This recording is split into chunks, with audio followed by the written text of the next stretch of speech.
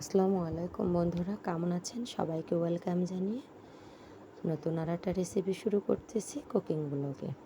যে যেখানে আছেন সুস্থ আছেন এবং ভালো আছেন ও নিরাপদে আছেন। তো বন্ধুরা, ঝুরি আমের আচার কিভাবে করতে হয় আমি সেটা দেখাতেছি। আমগুলো আমি ছিলে নিচ্ছি এবং গ্রেটার দিয়ে গ্রেট করে নিব। এই যে এভাবে ছিলে পানিতে ভেজে রেখে দিলাম নুন হলুদের পানি দিয়ে, তাহলে কালচে হয়ে যাবে না, খুব সুন্দর কালার চলে আসবে। আর এই যে গ্রেটার দিয়ে কিন্তু আমি গ্রেট করে নিচ্ছি বন্ধুরা। আপনারা যে যেভাবে করে নিতে পারেন করে নেবেন। হাঁচাতে কুচি কুচি করে কেটে নিতে পারেন অথবা ঝুরি ঝুরি করে। আর আমি গ্রেটার দিয়ে করলে একটু খুবই নরম হবে এবং পাতলা চিকন হবে ঝুরিটা, অতি তাড়াতাড়ি শুকে যাবে, আমি তেলে দিয়ে রাখতে পারবো। আর এই যে ধনিয়াগুলো ভেজে নিচ্ছি আমি, চিনি ফ্লেক্স চাট মশলাটা বানিয়ে নেব, দিয়ে মেখে নিয়ে রোদে দিব। এটা তেলের আচার, ঝুরি তেলের আচার। তো এভাবে আমি সুন্দর করে ভেজে নিচ্ছি।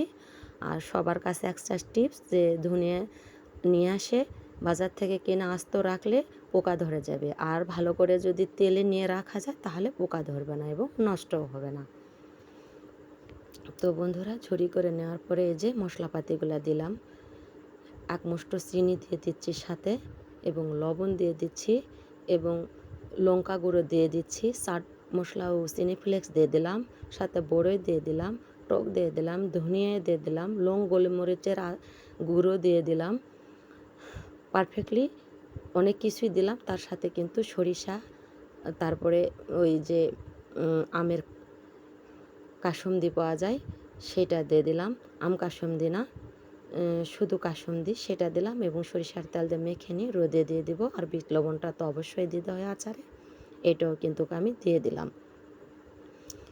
ধনিয়া, আস্ত ধনিয়া নিয়ে এসে গুঁড়ো করে দিয়েছে, এবং ধনিয়ার গুঁড়ার প্যাকেটটা নিয়ে আসে, সেটাও একটু টেস্টি হওয়ার জন্য দিয়ে দিলাম।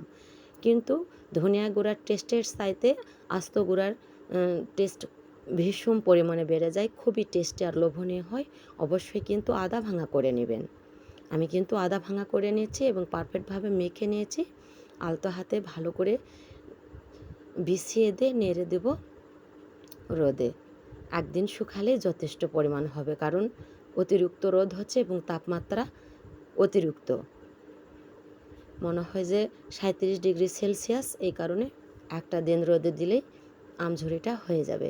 আর এভাবে আচার করলে মুখে লেগে থাকবে, সারা বছর স্বাদ ভুলতে পারবেন না। সাথে কিন্তু একটু তেঁতুল দিয়েছি এবং শুকনো বড়ই দিয়ে দিয়েছি, এতে আচারের টেস্ট দ্বিগুণ হবে এবং পারফেক্টলি মজা পাবেন। এবং তেলে দিয়ে রাখলে ভর্তা শোনাতে খাইতেও প্রচুর মজা লাগে। এটা যে কোনো সময় এটা সারা বছর সংরক্ষণ করে রাখা যায়, ভিনেগারের প্রয়োজন পড়ে না। সরিষার তেল উষ্ণ গরম করে কাচের জার ভালো করে ধুয়ে সেখানে রেখে দিতে পারবেন।